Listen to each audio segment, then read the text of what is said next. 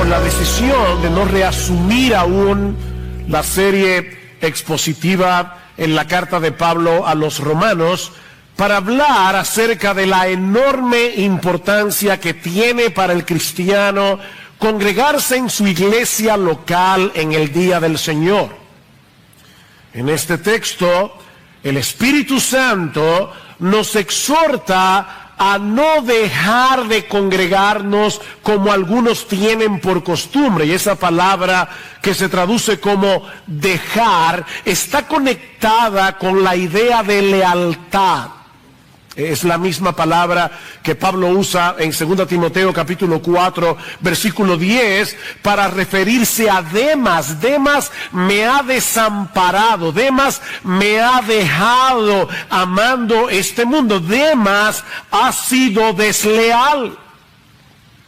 Es la misma palabra que el autor de la carta va a usar en el capítulo 13, versículo 5, para hablar de esa promesa de Dios a sus hijos: yo nunca te dejaré ni te desampararé. Nuestro Dios es leal a su pacto y por eso nunca abandona a los suyos. Bueno, lo que el autor está diciendo en el versículo 10, en el capítulo 10, es que nosotros debemos ser leales a Dios y no dejar de congregarnos. Ahora, antes de pasar a considerar la enseñanza de nuestro texto, permítanme tomar unos minutos para ponerlo en su contexto. La carta a los hebreos fue escrita a un grupo de judíos profesantes de la fe cristiana que estaban siendo maltratados por causa de su fe, que estaban siendo presionados para regresar al judaísmo. Y es por eso que uno de los temas predominantes de la carta, de hecho es el tema predominante de la carta a los hebreos, es la superioridad de Jesús. Jesús es superior a los ángeles, Jesús es superior a Moisés, Jesús es superior al sacerdocio arónico, Jesús tiene un sacrificio superior al del Antiguo Testamento. De manera, mis hermanos, que es completamente absurdo volver a las sombras del antiguo pacto cuando tenemos la realidad en la persona y la obra de nuestro Señor Jesucristo. Cristo es superior. El otro gran tema de la carta es la perseverancia en medio de las dificultades y persecuciones. Noten el versículo 23. Mantengamos firme la profesión de nuestra esperanza sin vacilar, porque fiel es el que prometió. Mantengámonos aferrados a nuestra profesión de fe, no importa lo que pase, porque nuestro Dios es fiel a sus promesas. Ahora, mis hermanos, nuestro Dios no nos ha prometido una vida sin problemas. Lo que Él ha prometido es proveernos todos los recursos necesarios para que nosotros podamos perseverar hasta el fin a pesar de los problemas. Así que no se muevan de donde están, dice el autor de la carta a los hebreos. Y una de las cosas que eso implica en la práctica es el hecho de estar presentes cuando la iglesia se congrega cada semana en el día del Señor para animarnos y exhortarnos unos a otros. Mis hermanos, ausentarse regularmente de las reuniones de la iglesia sin una causa que lo justifique, o venir a la iglesia por una mera costumbre religiosa, o incluso tener la costumbre de llegar tarde a los servicios públicos de adoración, mis hermanos, eso es más serio de lo que muchos parecen percibir. Y hay al menos 3 razones que podemos extraer de nuestro texto al considerarlo en su contexto. Por eso le pedí al pastor que leyera toda la porción que leyó hace un momento.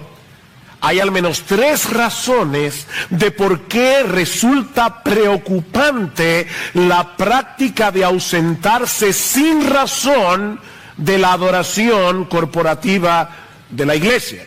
Y la primera es que dejar de congregarse habitualmente sin una razón que lo justifique es menospreciar los privilegios que ahora tenemos en Cristo. Vean el versículo 19 una vez más. Entonces, hermanos, puesto que tenemos confianza para entrar al lugar santísimo por la sangre de Jesús, por un camino nuevo y vivo que Él inauguró para nosotros por medio del velo, es decir, de su carne, y puesto que tenemos un gran sacerdote sobre la casa de Dios, acerquémonos.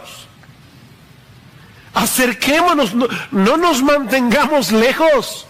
Acerquémonos con corazón sincero. No es un ritual que venimos a hacer aquí. Acerquémonos en plena certidumbre de fe. Acerquémonos teniendo purificado nuestro corazón de mala conciencia. Mi hermano, nuestros pecados fueron perdonados. Nosotros podemos venir delante del Señor y decir: Señor, yo sé que yo he pecado en esta semana, pero yo sé que la sangre de Jesucristo nos limpia de todo pecado. Nosotros hemos sido lavados con agua pura. Y es como si el autor probablemente estuviera diciendo: recuerden vuestro bautismo. No es que el bautismo lava de pecados, imposible. Pero el bautismo simboliza lo que ocurrió cuando nosotros fuimos unidos a Cristo en la conversión. Nosotros hemos muerto con Él, hemos sido sepultados con Él, hemos resucitado con Él, estamos sentados a la diestra del Padre junto con Él. Ahora, mis hermanos, ¿quiénes eran los receptores de la carta a los hebreos? Eso es como: ¿de qué color era el caballo blanco de Napoleón? ¿Quiénes eran los receptores de esta carta? Eran hebreos, eran judíos. Y en el Antiguo Testamento, y ellos lo sabían, solo el sumo sacerdote tenía el privilegio de entrar en el lugar santísimo una vez al año, en el Yom Kippur, el día de la expiación. Y tenía primero que presentar sacrificios por sus propios pecados y luego por los pecados del pueblo. Tanto en el tabernáculo como en el templo más adelante, el pueblo de Israel tenía que mantenerse lo más lejos posible del lugar santísimo. Pero el autor de esta carta nos dice que todos los cristianos podemos entrar ahora con confianza por causa del sacrificio de Cristo en la cruz del Calvario. En otras palabras, mis amados hermanos, nosotros tenemos libre acceso, libre entrada a la presencia misma de Dios cuantas veces queramos, por causa de la sangre de Cristo que nos ha limpiado de todo pecado. El velo de su carne fue rasgado, dice en el versículo 20, para que nosotros podamos tener hoy semejante privilegio. Tenemos un sumo sacerdote que nos representa, y no en un templo hecho por manos humanas. Mis hermanos, esto no es la iglesia, esta es la iglesia. Y esta es la casa de Dios. Pablo dice, 1 Timoteo capítulo 3, versículo 14, esto te escribo, aunque tengo la esperanza de ir pronto a verte, para que si tardo sepas cómo debes conducirte en la casa de Dios, que es la iglesia del Dios viviente, columna y baluarte de la verdad. Nosotros tenemos un sumo sacerdote que nos representa en la misma casa de Dios. ¿Qué debemos hacer? Acércate, acerquémonos con plena confianza, sabiendo que al llegar a la presencia del Señor seremos recibidos por Él como si fuéramos Jesús mismo, porque estamos unidos, nuestra vida está escondida en Él. Ahora, ¿qué significa eso? Acerquémonos. Bueno, por un lado, cada creyente de manera individual debe acercarse a Dios en comunión, en oración, en adoración, a lo largo de toda su vida. Debemos acercarnos continuamente a Dios por medio de Cristo. Usa ese privilegio, mi hermano. Cada vez que te postras y dices, Padre, Padre, Padre que estás en los cielos, como yo decía ayer, estábamos hablando ahí en casa de Eric y Maggie, y hablábamos del problema de este aparatito. Este aparatito es un problema, porque es como si tuviéramos a todos los contactos de WhatsApp metidos ahí. Y cada vez que estás hablando con alguien, me dice, ni. Y es como, óyeme. Y nosotros nos distraemos, no prestamos atención. Y yo le decía a alguien que, hablando ayer acerca de ese tema, decía, mira, a mí me amonestó pensar que cuando yo le oro a Dios, Él me escucha como si yo fuera la única persona del planeta que estuviera hablando con Él. Acerquémonos. No pierdas ese privilegio. Pero mis hermanos, algo extraordinario ocurre cuando nos congregamos como iglesia. Cada uno de ustedes es templo, si son creyentes, es templo del Espíritu Santo. Y juntos somos piedras vivas que conformamos un templo espiritual en el que habita Dios. Eso es serio. Por eso orábamos al principio que el Señor abriera los ojos de nuestro entendimiento. La presencia especial de Dios desciende en medio de su pueblo a través de su palabra, y eso no ocurre en ningún otro lugar del mundo. Mis hermanos, esta asamblea fue convocada por Dios, no fue convocada por los pastores. Esta asamblea fue convocada por Dios mismo para que nos encontremos con Él como pueblo, no como individuos. La palabra que se traduce como iglesia en el Nuevo Testamento, eclesia, significa los que han sido llamados fuera, los que han sido convocados. Hemos sido llamados fuera del mundo para ser convocados en el cuerpo de Cristo, en la iglesia de Cristo, convocados por Dios. Y eso viene a ser evidente en una forma concreta cuando nos congregamos cada semana como iglesia. Dice Pablo en 1 Corintios capítulo 11 versículo 18, cuando os reunís como iglesia. Yo puedo ser parte de un equipo de básquetbol y soy parte del equipo 24/7. Cuando estoy descansando en mi casa, yo soy parte del equipo de basquetbol. Pero somos equipo cuando estamos juntos en la cancha. Yo solo no soy un equipo. Bueno, nosotros nos congregamos como iglesia. ¿Y por qué lo hacemos? Porque Dios nos ha convocado. Piensen en esto, mis amados hermanos. Cuando el sol se comenzó a levantar esta mañana, las naciones comenzaron a levantarse. Y las iglesias de Jesucristo comenzaron a adorarle. Y eso va a ser así hasta que el sol se ponga otra vez. Eso quiere decir, mi amado hermano, que nosotros ahora nos hemos unido a un gran coro que alrededor del mundo está en el mismo lugar. No, pastor, nosotros estamos en República Dominicana.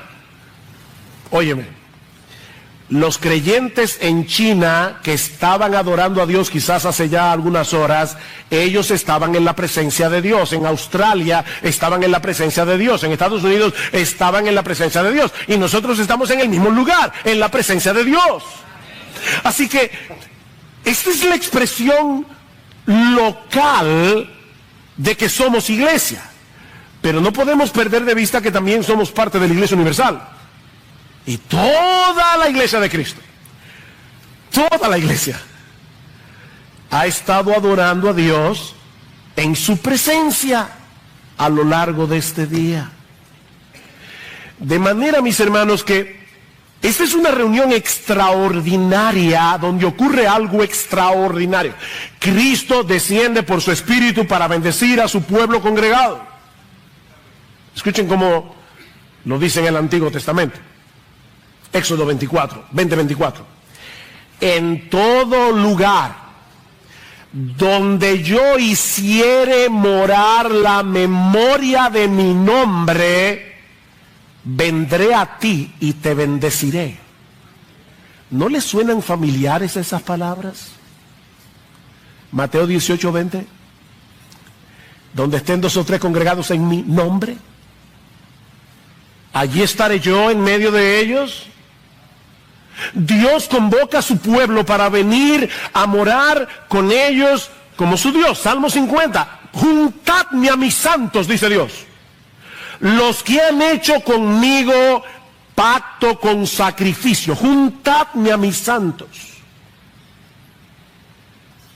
Hay un salmo que dice que Dios ama más las puertas de Sión que las muchas moradas de Jacob. ¿Y eso qué significa? Bueno, Dios ama a cada familia de aquí. Dios ama a cada familia de esta iglesia. Pero Dios ama más cuando ve a su pueblo junto en armonía, congregado en su presencia. Eso regocija el corazón de Dios. Dios nos llama a congregarnos cada semana como pueblo suyo para traer la bendición de su presencia en medio nuestro. Mirad cuán bueno y cuán deleitoso es habitar los hermanos juntos en armonía. ¿Saben por qué? Porque allí envía Jehová bendición y vida eterna. Allí envía Jehová. Déjenme, yo espero asombrarlos un poco. Porque para mí fue una bendición esta mañana. Yo ahora mismo estoy lidiando con mi garganta y no puedo cantar a todo pulmón. Tenía que estar controlando la voz para poder predicar. Pero pensar en esto fue sorprendente para mí. Miren, mis hermanos, esta reunión es tan extraordinaria que Cristo mismo viene y se hace presente entre nosotros cuando su palabra es predicada. Y Él está caminando en medio de los 7 candeleros de oro, aplicando la palabra por su espíritu. Pero no solo eso. Él canta junto con nosotros cuando entonamos nuestras alabanzas al Padre.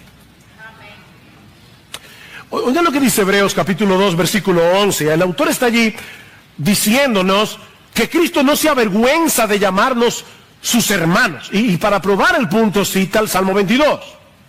El mismo salmo que comienza diciendo, Dios mío, ¿por qué me ha desamparado? Termina con una nota de victoria y dice, anunciaré a mis hermanos tu nombre, dice el Mesías. En medio de la congregación te alabaré. Y el texto dice literalmente, en medio de la iglesia te cantaré himnos de alabanza. Cristo, el Señor Jesucristo, está en medio nuestro cuando nos congregamos en su nombre, moviéndonos por su espíritu a cantar alabanzas a Dios y al mismo tiempo uniéndose a nosotros mientras cantamos. Eso es sorprendente. Dice Juan Calvino, Cristo nos anima con su propio ejemplo a celebrar públicamente las alabanzas a Dios con el fin de que sean escuchadas por tantos como sea posible. Y ahora escuchen, cuando escuchamos que Cristo dirige nuestros cantos, no era Alberto, él era un instrumento de Cristo, pero el verdadero líder de alabanza en la iglesia no es un ser humano, es Jesús. Dice Calvino, Cristo nos anima, dice, cuando escuchamos que Cristo dirige nuestros cantos y que es Él quien inspira nuestros himnos, contamos con un poderoso incentivo que nos anima a rendir alabanzas más fervientes. Y Mike Cosper dice, las canciones que cantamos, las oraciones que oramos, la fe que confesamos, todo esto no es más que un eco y un amén a la perfecta adoración a Dios que le ofrece su Hijo.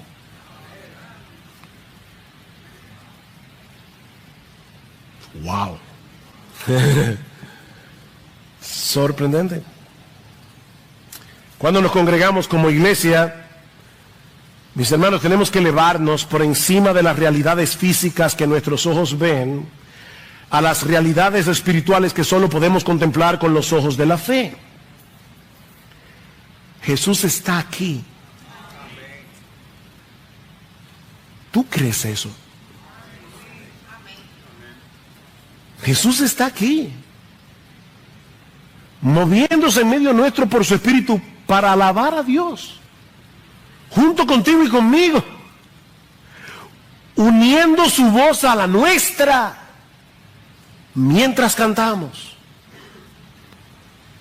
Y cuando su palabra está siendo predicada por un ser humano que se puede equivocar, que es imperfecto, Él habla a sus ovejas. Mis ovejas oyen mi voz. ¿A través de quién?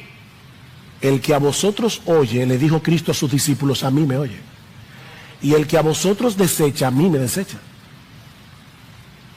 No, olvídense del predicador. Es Cristo que está hablándole a su pueblo. Mis hermanos, ustedes se dan cuenta de lo que implica que un creyente decida, no por ninguna razón, decida dejar de congregarse habitualmente con el pueblo de Dios, o que llegue tarde a esta reunión porque no se preparó adecuadamente. Dios nos convocó porque necesitamos a Dios. Él no nos necesita a nosotros. Él nos convocó para bendecirnos porque tú y yo lo necesitamos. Eso es serio, muy serio. Mis hermanos, créanme, yo creo que solo Dios y mi esposa saben la carga pastoral con la que yo he venido al púlpito hoy. Yo creo de verdad que muchos de nosotros hemos pecado. De verdad, hermanos, y reciban esta amonestación en amor. Hemos pecado. Ya sea por dejar de congregarnos, ya sea por venir religiosamente, ya sea por llegar tarde, hemos pecado. Necesitamos que Dios abra nuestros ojos como hizo con Giesi, el criado de Eliseo, para que podamos ver en la sencillez de esta reunión. La iglesia no tiene que ser espectacular. Yo creo de hecho que una iglesia espectacular desvía la atención. Los puritanos decían, el culto debe ser lo más simple posible para que la atención sea centrada en Dios. Esto no es un espectáculo, esto no es un culto tipo Disney.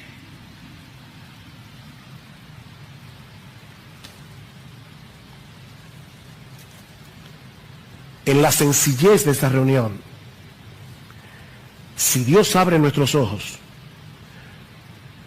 nosotros vamos a ver que esto es más extraordinario de lo que solemos pensar. Vayan conmigo por un momento al capítulo 12 de la carta a los Hebreos. Capítulo 12, estamos en el 10. A partir del versículo 18 de Hebreos 12, el autor hace un contraste entre la experiencia de Israel al pie del monte Sinaí. ¿Recuerdan? Éxodo 19, cuando el pueblo llegó al monte a recibir la ley. Aquello fue aterrador. Iba a decir aterrorífico. Aterrador. Y ahora él quiere que nosotros veamos la diferencia entre aquello y lo que experimentamos hoy en el nuevo pacto. Dice, porque no os, versículo 18, no os habéis acercado, aquí está la palabra otra vez, de Hebreos 10, no os habéis acercado a un monte que se puede palpar, ni a fuego ardiente, ni a tinieblas, ni a oscuridad, ni a torbellino, ni a sonido de trompeta, ni a ruido de palabras tal que los que oyeron rogaron que no se les hablara más. Y dice en el versículo 22 que era tan terrible, versículo 21, era tan terrible lo que se veía que aún Moisés exclamó: estoy aterrado y temblando. ¿A qué nos hemos acercado? No fue al monte Sinaí. Os habéis acercado al monte de Sión. Os habéis acercado a la ciudad del Dios vivo, la Jerusalén celestial, y a miríadas de ángeles. No, ustedes no lo ven, pero dicen en 1 de Pedro capítulo 1 versículo 10 que los ángeles en el cielo están inclinados para ver lo que ocurre en la iglesia. Miríadas de ángeles a la asamblea general e iglesia de los primogénitos que están inscritos en los cielos, y a Dios, el juez de todos, y a los espíritus de los justos hechos ya perfectos, y a Jesús, el mediador del nuevo pacto, y a la sangre rociada que habla mejor que la sangre de Abel. A eso es que nos hemos acercado.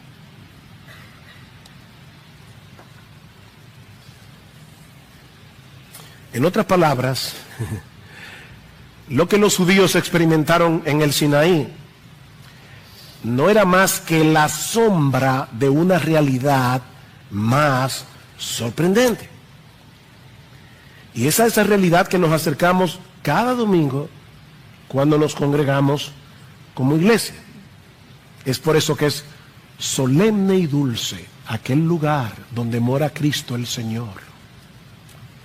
Cantábamos hace un momento. La pregunta es, mi hermano, de verdad, de corazón, ¿qué tan consciente tú estás de ese privilegio cada vez que tú vienes a la iglesia? ¿Te preparas desde el sábado, acostándote temprano, para poder estar aquí a tiempo y con un corazón preparado, con una mente alerta? Es por eso que el Éxodo 20 dice: acuérdate del día de reposo para santificar. Si no te acuerdas, no te vas a preparar. Acuérdate. Mi hermano, cuando te dejas de congregar habitualmente sin una causa que lo justifique, estás menospreciando tus privilegios en Cristo. Los estás menospreciando. Ahora, aprendemos también de nuestro texto que dejar de congregarse habitualmente sin una causa que lo justifique es olvidar que nosotros somos un cuerpo en Cristo. Nosotros somos un cuerpo, versículo 24. Y consideremos cómo estimularnos unos a otros al amor y a las buenas obras, no dejando de congregarnos como algunos tienen por costumbre, sino exhortándonos unos a otros, y mucho más al ver que el día se acerca. Estamos acercándonos a los días finales, no sabemos cuándo será, pero a medida que el tiempo avanza, los dolores de parto del mundo se van haciendo cada vez más duros, y va a ser cada vez más difícil para los cristianos perseverar. La palabra que se traduce aquí como considerar, dice consideremos, puede ser traducida pensar cuidadosamente, ponderar, meditar. Es la misma palabra que aparece en Hebreos capítulo 3, versículo 1, donde el autor nos dice: acuérdate de Jesucristo, considera a Jesucristo, piensa en Jesucristo, enfoca vuestros pensamientos en Cristo, estúdienlo con atención. Y ahora dice, y también considera a tus hermanos. Considera a tus hermanos. Piensa en ellos. ¿Cómo están tus hermanos? Yo no te pido que te preocupes por toda la iglesia. No vamos a arreglar el mundo. Pero tú tienes amigos en la iglesia, cercanos a ti. Tú sabes cómo están espiritualmente. ¿Saben ellos cómo estás tú? Porque dice aquí, debemos considerar a nuestros hermanos para, la palabra literal es provocarlos al amor y a las buenas obras. no es una palabra débil en fortaleza, es una palabra muy fuerte. De hecho, en el Nuevo Testamento se usa de manera negativa, como provocar a ira, provocar a otra persona al enojo, pero en este caso es positiva. Dice, tú debes venir con la intención expresa de provocar a tus hermanos al amor y a las buenas obras. ¿Cuándo fue la última vez que tú viniste a la iglesia pensando, yo voy a la iglesia a provocar a mis hermanos? No a que después que se acabe el culto me voy con mis amigos a hablar de cosas que no tienen nada que ver con lo que se predicó. No, yo vengo a provocar a mis hermanos al amor y a las buenas obras. No venimos simplemente a escuchar una predicación. Hay gente que viene a la iglesia a escuchar un predicador. De hecho, y esto puede ser chocante para algunos, ni siquiera venimos a la iglesia para adorar a Dios como individuos. Ni siquiera para eso. Venimos como parte que somos de un cuerpo a provocarnos unos a otros a ser fervientes en nuestro amor y en nuestras buenas obras. Venimos a exhortarnos, dice el versículo 25, para caleo. Es una palabra que también se usa para el Espíritu Santo en la Biblia. Significa ponerse al lado de una persona. Eso no se hace por control remoto. Ponerse al lado de una persona para exhortarlo, consolarlo, animarlo. A eso venimos a la iglesia. ¿Se dieron cuenta que el autor de la carta no dice, no se dejen de congregar para que adoren? No, no se dejen de congregar para que se exhorten. Los que se van rápido de la iglesia, escuchen cuando termine el culto. ¿Por qué ellos vinieron a escuchar a un predicador? Mi hermano, quédate un rato y anima a tus hermanos, que algunos están desanimados. Algunos están seriamente pensando tirar la toalla, que no pueden más. Y nosotros venimos a eso. No debemos venir al culto con una mente individualista. Yo espero que los cantos de alabanza sean de mi agrado y el estilo de música, para yo poder tener tranquilo, sin que me molesten, mi tiempo de adoración a Dios.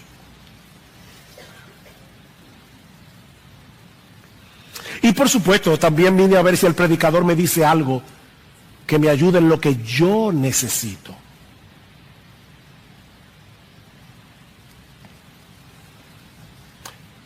Mis hermanos, piensen en esto. Dios hubiera podido levantar varios puntos de predicación en la ciudad y dejar que cada creyente vaya al que más le guste, y va un día uno, escucha un predicador, y va un día otro, puntos de predicación. Si eso fuera el asunto, Dios hubiera podido levantar puntos de predicación en la ciudad, pero en cambio de eso levantó iglesias. Iglesias locales, con sus miembros particulares, con sus pastores particulares. Escuchen lo que dice Hebreos capítulo 13, versículo 7. Acordaos de vuestros guías, la palabra allí es pastores, que os hablaron la palabra de Dios. Acuérdense de ellos. Y considerando el resultado de su conducta, imitad su fe. Algunos de los pastores de esta iglesia ya se me han muerto. Gracias al Señor, hasta ahora todos estamos aquí. Pero dice, acuérdense, cuando ya no estemos aquí, si el Señor no ha vuelto, no se olviden de las cosas que hemos predicado. Ahora, es muy fácil exaltar a los pastores muertos y decir, sí, si yo hubiera sido pastoreado por Calvino, por Spurgeon, por Whitefield, pero no por esta gente.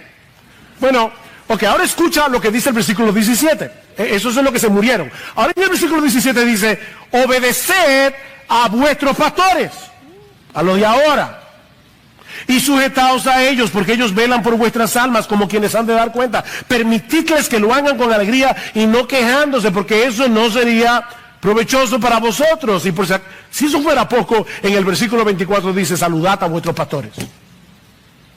Y los saludos de aquella época eran afectuosos. Salúdenlos. Es en ese contexto que el Espíritu Santo nos exhorta a no dejar de congregarnos, para que podamos animarnos unos a otros, incluyendo, asómbrense otra vez, al mismo pastor. ¿Cómo así? Bueno, permítame hablar como loco. ¿Se acuerdan a Pablo en 2 Corintios 11? Dice, voy a hablar como loco. Bueno, yo voy a hablar como loco ahora. ¿Alguna vez tú te has detenido a considerar lo que significa para un pastor preparar un sermón cada semana? Miren, mis hermanos, créanme, nosotros pasamos horas y horas y horas estudiando el pasaje, orando por el pasaje, orando por ustedes, agonizando muchas veces para preparar el sermón.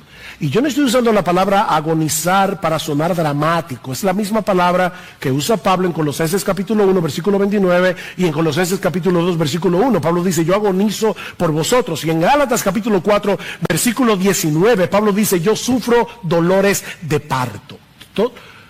Todas las semanas nos pasamos sufriendo dolores de parto para preparar un sermón. ¿Y saben lo mejor de esto? Que el lunes estamos en cero otra vez. Esta es una tarea difícil, decía un gran predicador ya de australiano, ya murió. Él decía, mira, los años más difíciles de un predicador son los primeros 50 años. Ese es el tiempo más difícil, los primeros 50 años. Mis amados hermanos, no nos anima al amor y a las buenas obras que los miembros de la iglesia, por cualquier quítame esta paja, decidan no venir. Esposas, ustedes le prepararon una cena a su marido con velas, una carne preparada como a él le gusta, término 3/4. Y que hace hambre. Y de repente él te llama, tú estás ahí esperando a tu marido. Mi amor, quería decirte que me quedé comiendo en casa de mami. Yo creo que tú vas a querer quemarlo con las velas. Bueno, de verdad, mis hermanos, ahora hablo en serio. Hablo en serio. ¿Es desanimante para el pastor?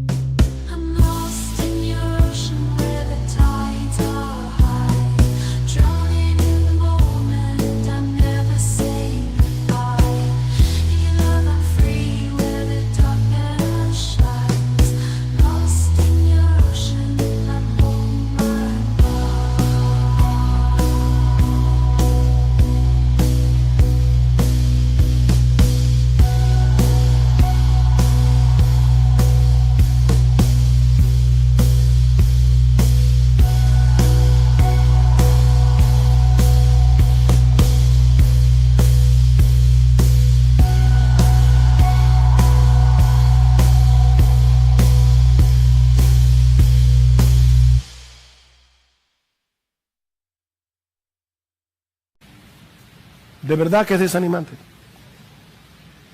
Y se lo digo por experiencia.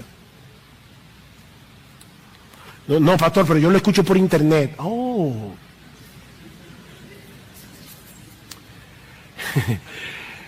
Es que el asunto no es meramente escuchar una predicación.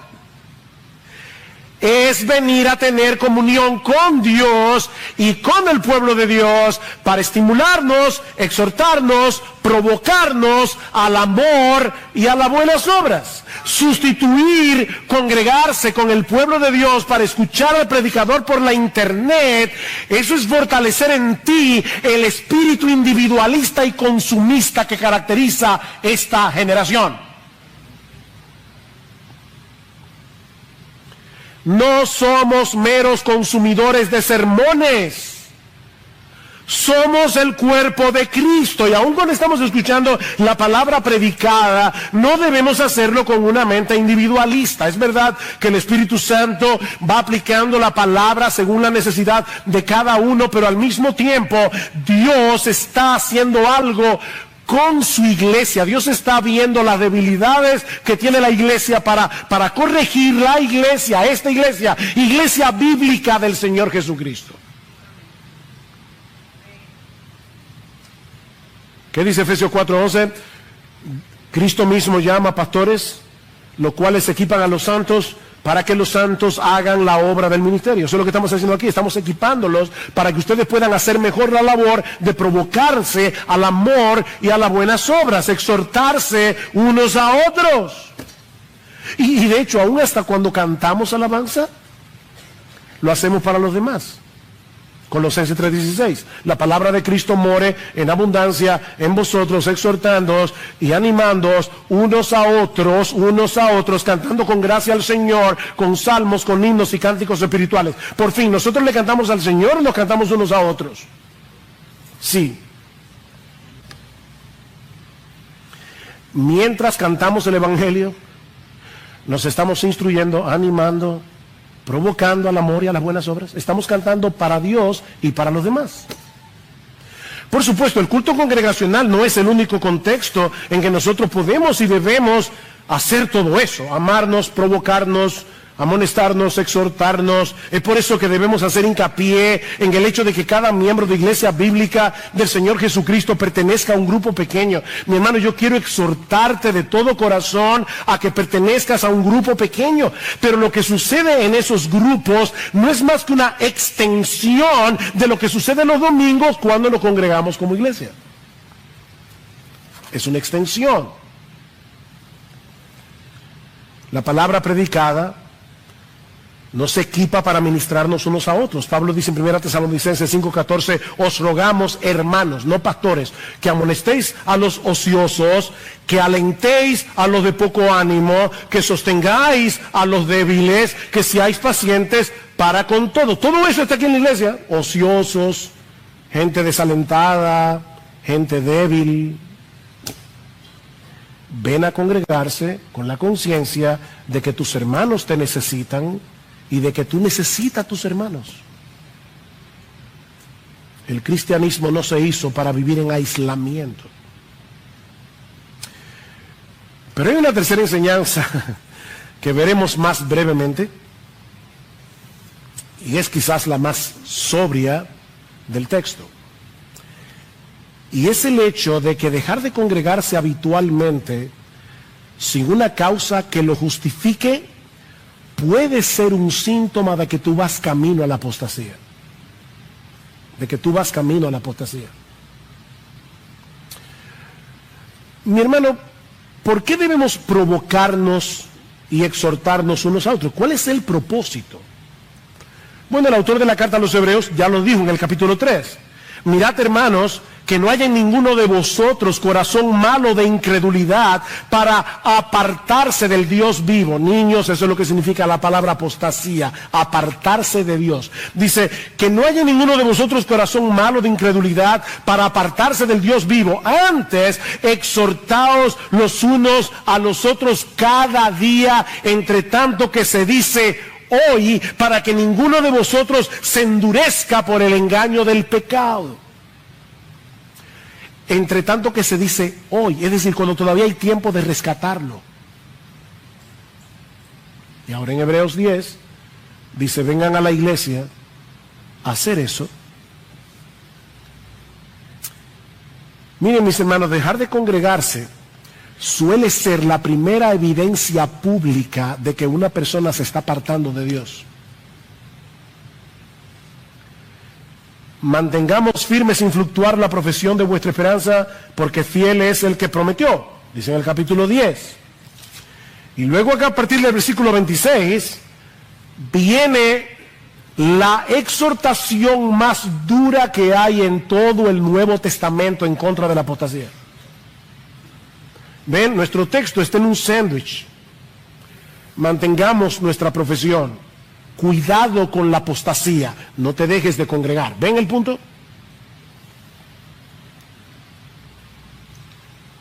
¿Qué podemos pensar de una persona que dice ser cristiana y no tiene interés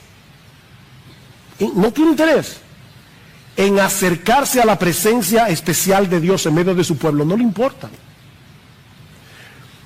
¿Qué podemos pensar de alguien que dice ser cristiano, pero no le interesa estar en el lugar donde Cristo se hace presente para alabar a Dios junto con nosotros y ministrarnos con su palabra? No me interesa. ¿En qué condición se encuentra una persona que profesa ser cristiana, pero que no anhela tener comunión con aquellos que han sido redimidos por la misma sangre, con quienes comparte la misma fe, la misma esperanza, el mismo Salvador y el mismo destino? ¿Qué podemos pensar? ¿O qué podemos pensar de alguien que habitualmente llega tarde a la iglesia congregada? Yo entiendo, hablábamos en el carro, cuando mi esposa y yo teníamos 3 niños pequeños, yo entiendo que hay cosas que pasan. Tú sales de la casa con tu niño cambiadito, ¡va! A cambiarlo otra vez. Esas cosas pasan. Entendemos eso. Aquí estamos hablando de simplemente llegar tarde porque no te preparaste, porque llegaste tarde, porque para ti no era importante lo que estaba sucediendo aquí. Tú no tenías en mente que venías a encontrarte con el Rey de Reyes y con el Señor del Universo. No lo tenías presente y llegaste tarde. Y habitualmente llegas tarde. ¿Qué está indicando eso del concepto que esa persona tiene del Dios que nos ha convocado? Bueno, en el mejor de los casos, podemos decir que es una persona que está en una condición espiritual deplorable, seguro.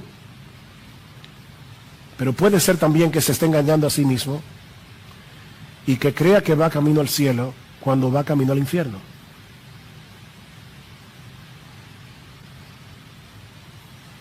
Pastor, pero yo pensaba que la salvación no se pierde. No, para el que la tiene, no. No para el que la tiene.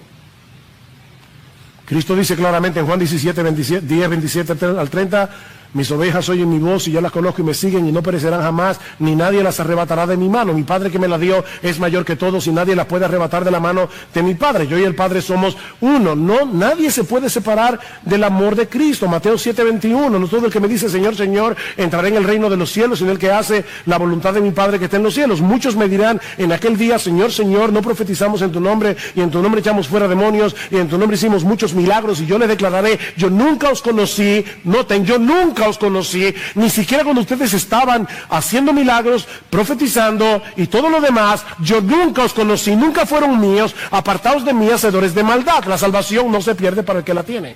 Salieron de nosotros, pero no eran de nosotros, 1 de Juan 2:19, porque si hubiesen sido de nosotros, habrían permanecido con nosotros, pero salieron de nosotros para que se manifestase que no todos son de nosotros. Y en esta misma carta, el texto termina diciendo en el versículo 36, porque tenéis necesidad de paciencia para que cuando hayáis hecho la voluntad de Dios obtengáis la promesa, porque dentro de muy poco tiempo el que ha de venir vendrá y no tardará, mas mi justo vivirá por la fe, y si retrocede mi alma no se complacerá en él. Pero nosotros no somos Nosotros los cristianos no somos de los que retroceden para perdición, sino de los que tienen fe para la preservación del alma. Pastor, pero si la salvación no se pierde, ¿por qué hay tantas advertencias en el Nuevo Testamento en contra de la apostasía, en cartas dirigidas a cristianos? Bueno, en primer lugar, porque estas cartas fueron dirigidas a cristianos profesantes. Los autores del Nuevo Testamento no presuponían que todos los que decían ser cristianos lo eran en verdad. Y estas advertencias nos ayudan a examinar la genuinidad de nuestra fe. Una persona que está viviendo como un incrédulo corre un grave peligro si cree que va camino al cielo. Y estas advertencias pueden ser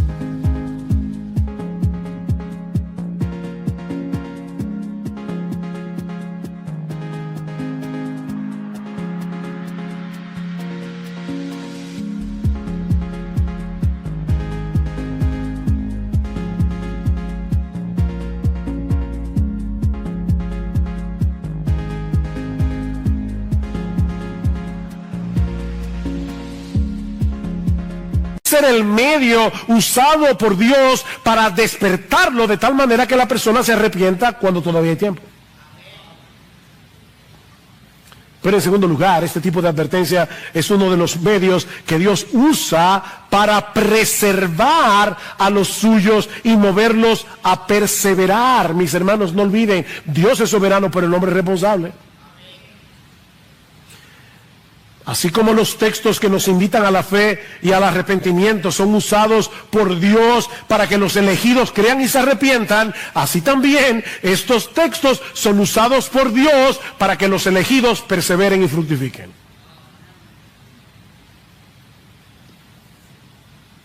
Por otra parte, y ya estoy terminando,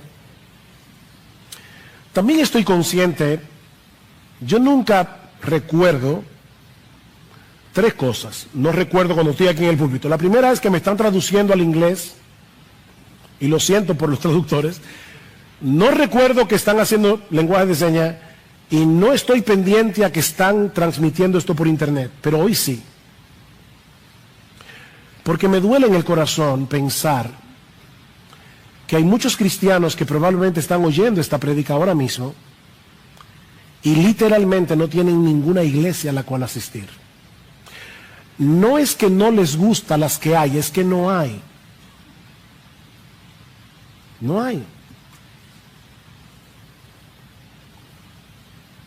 Y aún en esos casos, yo los exhorto a que se reúnan con otros creyentes en esa misma condición y juntos se ministren la palabra. Pero ese no es el caso de ninguno aquí. Y de hecho, me apena pensar y me duele en el corazón que muchos creyentes en otras partes anhelarían tener una iglesia local en la cual congregarse. Ustedes no se imaginan las cartas que yo recibo cada semana. Me parte el corazón.